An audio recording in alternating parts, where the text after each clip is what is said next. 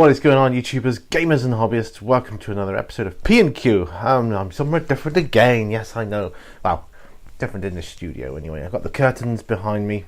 Let me just turn my phone to vibrate so that it doesn't interrupt things.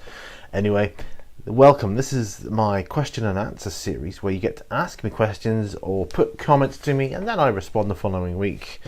And hopefully I'll get to answer your questions or respond adequately.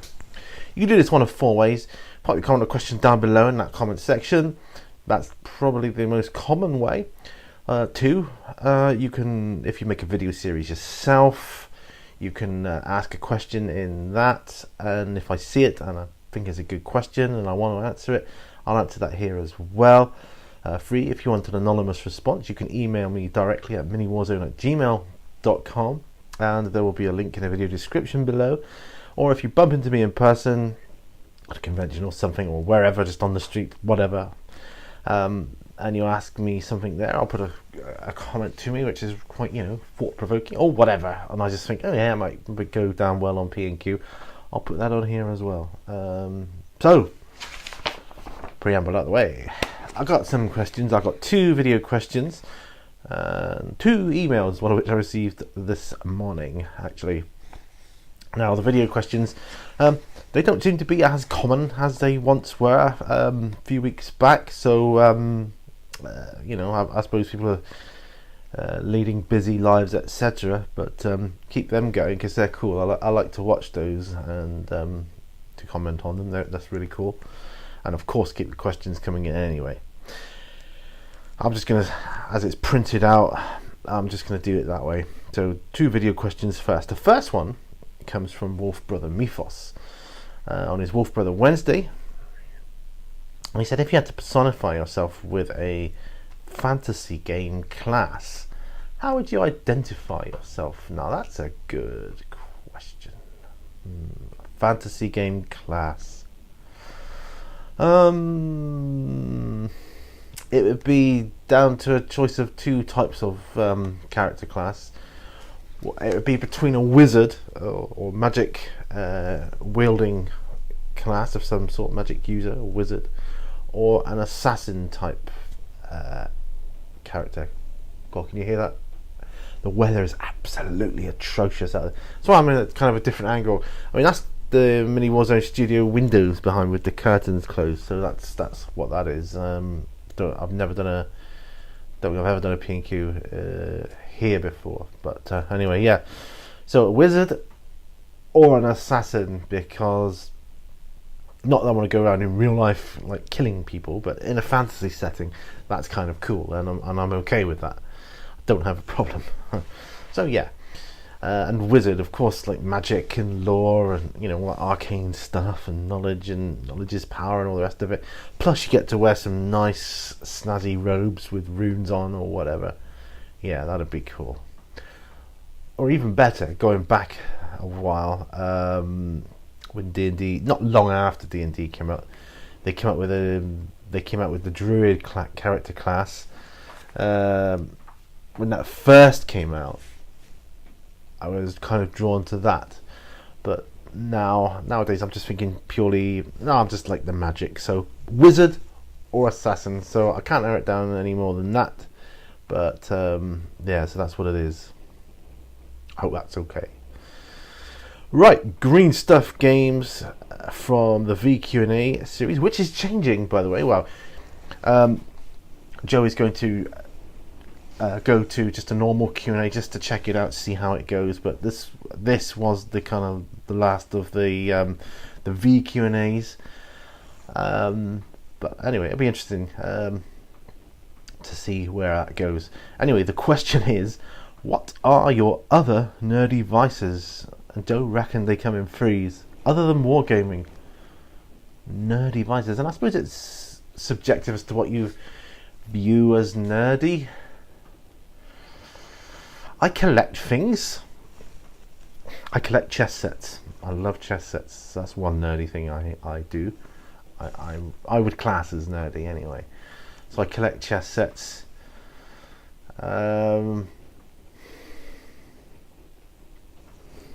trying to think what else. Books, is that it's not really nerdy, is it? I don't know, it's kind of, in some areas it's got a nerdy stigma to it. So I collect chess sets, I collect books, and you mentioned children's cartoons. I still love children's cartoons, but from when I was a child, and I love watching stuff like Thundercats and He-Man and Scooby-Doo and the original stuff like that. So that would be, and Roadrunner, Bugs Bunny, that's hilarious, man. But yeah, that kind of thing, and the original Tom and Jerry. I'm going right off of one now, going back to my childhood. So yeah, those. So collect chess sets. I got all sorts. I used to have the fancy. I used to have like Star Wars chess sets, but that was a bit of I wasn't liking them so much. I like traditional chess sets, but there's different sort of styles of how they carve the pieces and that, and I've got like marble chess sets and wooden chess sets and all that. I've got hand carved wooden chess set and a couple of boards. I've got a glass chess set. I love those. Travel ones, that kind of thing, and I just love it.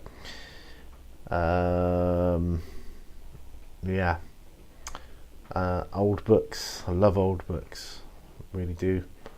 And watching cartoons, but from when I was a kid. So that's my answer. Okay, now I come on to, I've got 2 emails here. Now I normally don't read out entire emails, but I thought actually both of these are quite short, so I'll just read them out. First one. Hi Peter, aka Mini Warzone. I am new to the hobby and was wondering what your thoughts are regarding my painted minis, pics included. He sent me, I'm presuming you're a he, I'm presuming. He sent me some pictures on the email attached. I am not yet brave enough to go posting them in any form of social media sites. Please bear in mind it is my first ever attempt at painting. I used Citadel red and orange. Also, what do you keep in those tubes behind you? Have a good week. Blah blah blah. Oh well, those tubes which are up there now, and yes, they were. I was facing that direction, so the tubes would have been behind me. Sorry, I'm interfering with the light here. I keep knocking the curtains. That's why. Move forward a bit. Just move the camera back. There we go. I can come forward. There we go. What I keep in the tubes, what I keep in there is my gaming mats. Well, some of my gaming mats. Some of them come in, I've got actual carry cases for, so but some of the other ones, like the vinyl ones, and I love these vinyl ones, absolutely love them. Because I think they come out better on photos and things, but yeah. But that's what I keep in those, certain ones anyway. So as for the pictures you sent me, you said you're not brave enough to show them on social media sites, and as you've emailed me as well, I'm not going to put them up, and that saves me the hassle of editing them in. But you sent me several pictures of your box of tactical marines, space marines, the ordinary ones, not the Primaris ones. And you want to know my thoughts on your painted minis. Ooh. Blah, blah, blah. So it's your first attempt at painting. Well, if that's your first attempt at painting, let me just tell you it's a lot better than mine. So now I am guessing, just from the very limited information you put in your email here, that you didn't buy them from a Games Workshop store. And how I know that is because if you were to buy them from Games Workshop, they'd be pushing various other products upon you and making sure that you know what you're doing. Now that makes it sound like I don't think you've done a very good job. Before I get lynched, yes, you have done a very good job, but it's just a different way of going about it, I think. And you've only used 2 colours in them. That's fine. You're obviously after, because constructive feedback here. So what I would say to you is the same as anyone in the hobby would say to you if they, if you have to show them. They'd probably say just thin your paints out a bit more. You can use water. You don't have to get any fancy paint thinner or mediums or anything like that. Just use a bit of water, thin them down. And I know that when you paint down on certain colours, due to the pigmentation, you get the colour underneath seeping through. That's just fine. Just do another coat after that's dried, and you'll be fine. You're definitely keeping in, like, if it was like a colouring book, I'd be saying you're definitely keeping in the lines. So, but you're keeping in the lines of like the armour plating and stuff, and that's really good. So keep up with that. It looks like you've used. It doesn't look like Mephiston red. Is it a Wazdaka red you've used on that? It's quite bright. An orange, Troll Slayer orange, or Fire Dragon Bright. Is that the other one? I don't know. What I would recommend is look out for a book called How to Paint Citadel Miniatures. You can get it quite cheap now. Some of them come with a DVD. You can find how to paint miniatures on YouTube. If you look, there are not many people do it now. So the videos you find on like basic painting techniques will be probably old videos, but I'm sure they're out there still. I can't see anybody taking them down.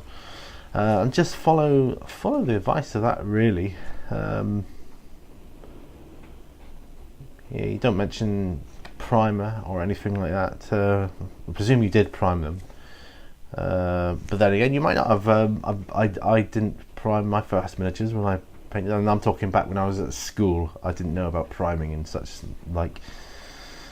So yeah, but you're doing all right with what you've got there. I recommend you get a wash.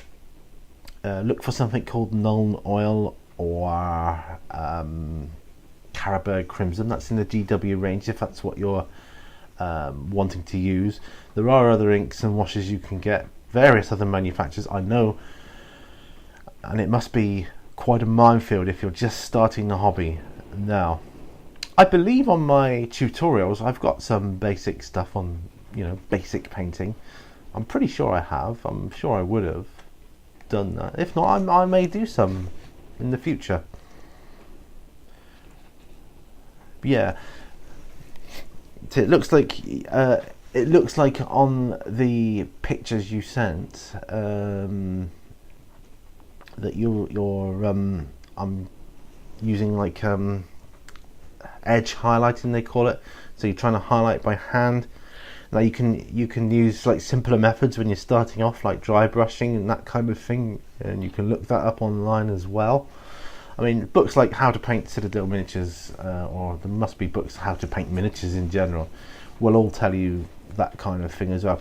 Go on to Warhammer TV and look back for all the tutorials there. I'm sure they've got some real basic painting tips on there, and that's all free of charge, so just go on there and have a look. That's my recommendation.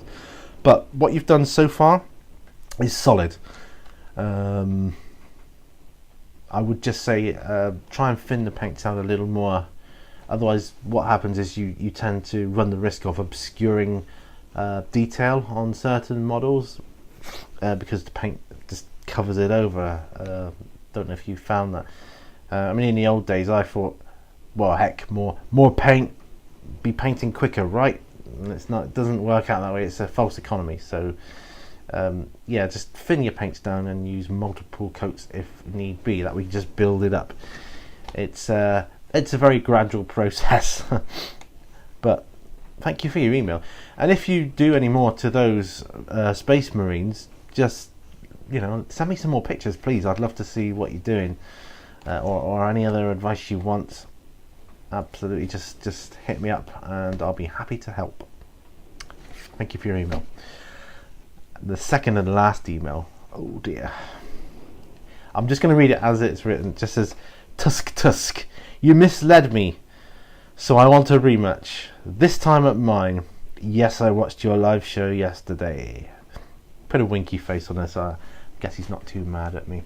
He'd be talking about the Tervagon spawning termagants thing, which I neglected, and actually I've got it to hand here now. What was the page number again? 126, I think. This is what I neglected to tell my opponent. This was last week, about a week ago. It's about reinforcements, okay? Sometimes an ability, I'm reading this from the the army roster page. Sometimes an ability will allow you to add units to your army or replace units that have been destroyed. One example is the Tervagon Spawn Termagants ability, page 89, which can either replenish depleted Termagant units or create entirely new ones. In the latter case, this is where I went wrong, you must set aside some of your points in order to use these units. The points you set aside are called your reinforcement points and need to be recorded on your army roster. Each time a unit is added to an army during battle, subtract the number of points the unit would cost from your pool of reinforcement points. That's where I erred, and I'm really sorry. Is it page 80? All I read was this. At the end of your movement phase, a Tervagon can spawn termagants. If it does so, add a new unit of 10 termagants to your army and set it up on the battlefield so that it is wholly within 6 inches of the Tervagon and more than 1 inch from the enemy. All of these models are armed with flesh borers. Alternatively, you can replace up to 10 models lost earlier in the battle in an existing unit of termagants from your army that is within 6 inches of your Tervagon, of the Tervagon. Models placed in this way must be... alternatively, models placed in this way must be within 6 inches of the Tervagon and more than 1 inch away from the enemy. You can only replace models armed with flesh borers, blah blah blah blah blah, and if you can't field them, then the excess is discarded. That was the only bit I read, and he was like, are you sure that's right? Because that sounds a bit overpowered to me. And I'm like, yeah, no, it's here, look, it's in the book. My friend doesn't have the indexes. Anyway, yes, I hold my hands up. I got it wrong, okay, but it was a narrative game anyway, so it was all good fun, and it was a fun game. You got to admit, it was a real fun game. That said, what I said earlier, not in this video, but in other videos, Tervagons are still awesome. As long as you have a group of termagants fielded, you can replenish lost ones, and that isn't going to cost you reinforcement points. Only if you spawn a new group. But yeah, my bad. I was just caught up in the whole, we don't mishap on the spawning anymore, yay. But they have kind of, I don't know, I just didn't look at it. So anyway, so yes, we will have a rematch at yours, and my friend lives down in Cornwall, so that probably won't be for some time, but yes, we will have a rematch. Although if it's at yours, probably can we do a smaller one, because I don't want to be carrying loads and loads of minis. I don't think I've got all that much stuff in the way of transportation cases and things, so have to be a skirmish type game, please. Anyway, on with the comments left from last week's video. Oh, look at that, look, the light goes weird, it goes dark, it goes light, strange. Anyway, we're on to the comments left from on last week's video, starting with Drake. Oh, and by the way, I record these on Friday, which is why the last one on the email, he said yesterday, because yesterday was Thursday. I did my live show. I didn't think he was watching. I didn't think he watched it. I didn't think he watched stuff on YouTube or anything like that, but there you go. My bad. Anyway, Drake's War Channel says, great show. I'm sorry about my strange request regarding the accent last week. I have heard a number of British actors who play American characters say that the word they dislike saying the most is water. Since you are British, I thought it would be interesting to see if that was true. You seem to manage it easily with your Texas accent. Thank you. I would like to ask you about your orc horde. How many points do you have approximately in 8th edition terms of orcs? Will you run a lot of vehicles and troop transports, or more infantry focused? Or definitely be more troop transports, because the infantry is too slow. The foot sloggers are too slow going across the battlefield. So vehicles. I don't have that many orcs, to be truthful. I have, what's it called? Do you remember the Stormclaw box set that came out a year ago or so? Was it 2 years ago? I don't know. The Stormclaw box set, which had orcs and space wolves. I have all the orcs, and it had Gruck, Face Ripper, and incidentally, I'm a bit like, it doesn't seem to have any stats in the index, so I was just using a normal like war boss in armor. Actually, what stats was I using for Gruck, Face Ripper? I might be able to remember. Gruck, Face Ripper, I was using, not Fracker. I think I was just using a normal war boss in mega armor to represent him. You know, stats wise, yeah, I think that was it.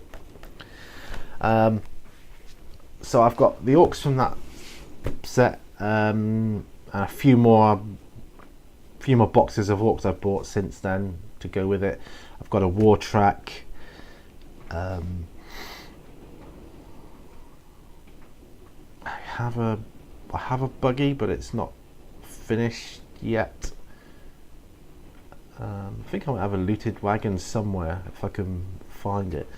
So I don't have a lot, and it was massively apparent that I needed to get my troops up the table a lot quicker than they were going. This was my first game of 8, so you know, it was all new to me, that kind of thing. But whereas they used to move 6 inches, now they only move 5, the boys. So yeah, on doing the base movement. So I would like to get some. I'm going to get bikes. Oh, look at that rain! Can you hear that rain? That is rain. I'm going to be trapped out here at this rate. Yes, so I'm going to get bikes and more transports to get my troops into combat more quickly. I wouldn't like to say how many points I've got. Not that many. Not that many. I will at some stage tot up the points of all my armies and do a little table. That's what I aim to do as a kind of a long-term project, and then see where I want to add and what I want to add, and points wise and so on. Good grief. I may do a spreadsheet.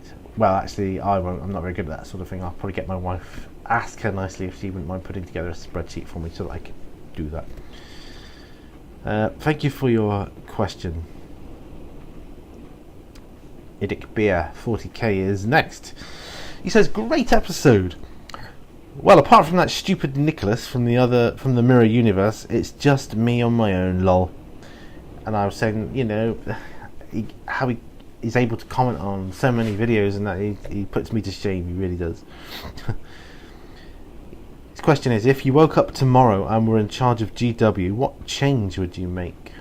If I woke up tomorrow and was in charge of GW, what change would I make? Well, I don't know the infrastructure and workings of the company. Only how I perceive the company. So I could say I would change this, and it might already be in place. I would like to make, and I'm sure they could, make the products a bit cheaper. But before I did, I would inject a bit of money into an advertising campaign saying, look, we're going to reduce our prices. I don't know. I'd work out something, or I'd get advice. I would reduce the prices on a lot of the stuff because it is overpriced, I think. Well, you know, it's not compared to other hobbies, but compared to similar products in this kind of hobby. What else would I do? I would make sure that everybody in higher management was a player as well as a manager. Might have the odd one or two upper managers that are just managers, and that's fine, but for the most part they would have to be players, and they'd have to know what they're talking about as well. And I would set up excuse me, I was going to say I would set up some more interaction on social media, but they gradually get in there with that, so I think I'll just leave that as it was. I would get all the books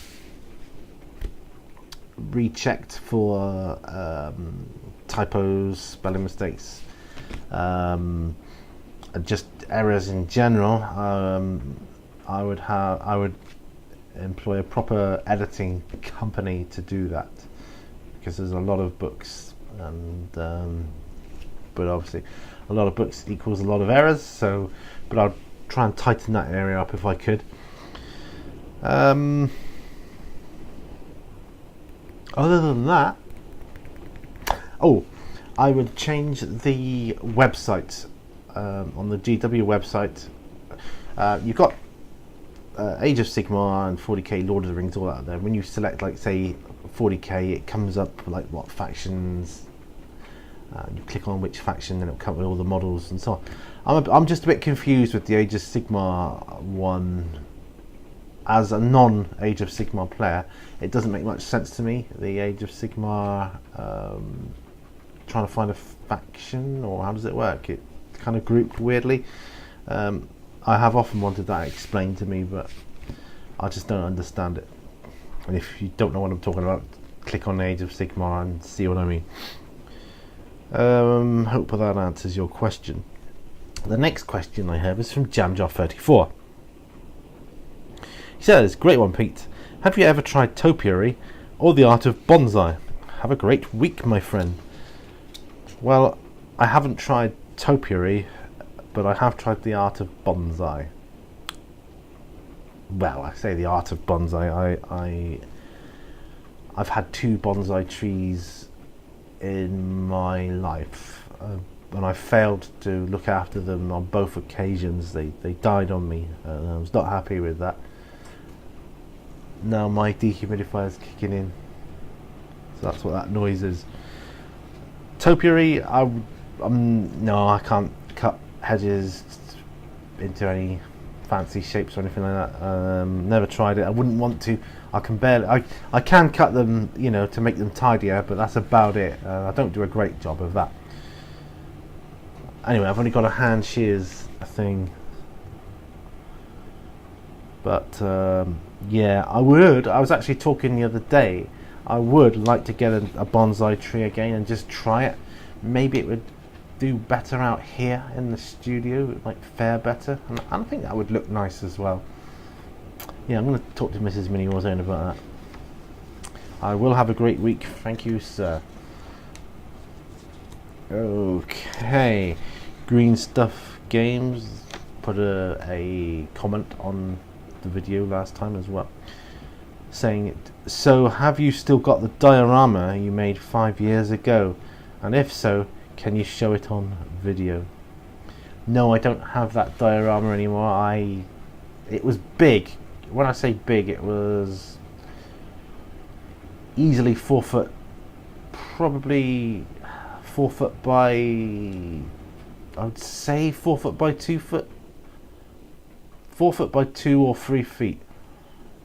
It was quite big, and it really wasn't very well done, and it served the purpose that I wanted it to at the time, and I got rid of it. I threw it away. I do feel bad about it sometimes, but I just wouldn't have the room for it, and I used to keep it in the other shed, which is just next door to the studio anyway, and it probably wouldn't be in very good condition now, even if I still had it. But yeah, so sorry about that. It was very badly done. Like, the hills looked pretty rubbish, but and there was some trees which I just stuck on there, and yeah, I've still got some of the figures from it. They're all dotted all over the place. Some of them I think are in my Dungeons and Dragons figures box or slot that I've got in my drawers. Okay, next we have Super Wargamer. It says, if you had the chance, would you try to capture and ride a wild space wolf from 40k? How and why would you try it? No way! I would not try to capture a wild space wolf. No. Assuming I could capture one, would I ride it? No. No, I wouldn't want to. I think wild wolves should be just left as they are. So no, I wouldn't want to. I don't think the wolf would want me to either. Let's go one step further. Let's assume I could capture the wolf and it would let me ride it, so I could put a saddle of some description on it. Would I ride it then? Yeah, sure, why not? As long as I knew the wolf was happy about me riding on his back, then yes, absolutely, by all means, I would do that. Why not? How awesome would that be? Ride on the street on a wild space wolf. That'd be awesome. Could leave my wolf tied up outside the shop. No one's gonna nick that. Yeah, these dog catchers are not gonna take my space wolf away. I don't think so. He would tell him to do one. Alright, thank you for that. That was a good thought going through my head there. Very strange though. Basic Miniature Painting says, great Q&A, Pete. And then he also puts another comment down. Cheers for the answer, Pete. Amazing bloke that you are. Keep up the great work. Well, thank you, sir. Thank you very much. That's all the questions done. I do appreciate each and every one of you guys, my subscribers. And I have actually had questions from non-subscribers before, which is I don't know. I've had it, and of course you're welcome. I please welcome any questions or comments. You can ask me a question about anything, or put a comment to me. I love hearing good stuff, and I love doing these. So if you like this video, please hit that like button and subscribe if you're not already a subscriber, please. I'm trying to get my subscriber count up. It's going up gradually. It's on its way, and hopefully I can get higher and higher. That'd be good. Reach for the stars. And share the video. That's important. If you wouldn't mind sharing the video around, that gets it out there. I think that's why my subscribers have gone up a bit lately. I think people are sharing my videos more, which gets it out to a larger audience, especially on the likes of like Google Plus and Twitter and things like that. So even Facebook, I think I get more traffic through Twitter and Google Plus than I do Facebook though. But I'm not. Sorry, that's me playing around with my microphone. If you see it moving around there.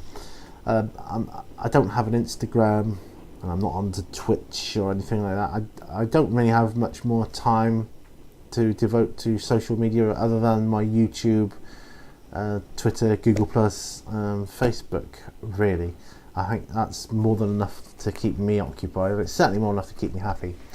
That's not to say it won't change in the future, but for now, that's how it is. But thank you for watching. Thank you for still being with me here. I'm actually underneath the rain outside. I'm thinking about staying here for the afternoon because I don't want to go out in the rain. That's why I got my hat on, by the way, because it was raining when I came out. It's getting wet. The rain was pouring down on me. And I don't know what this will do to the camera. You can't really see it. But the rain is absolutely hammering down out there. Anyway, that's enough of that. Call blimey, 34 minutes. Right. Thank you for watching. Remember, all brushes lead to war, and I will see you on the next video. Bye for now, folks. Bye.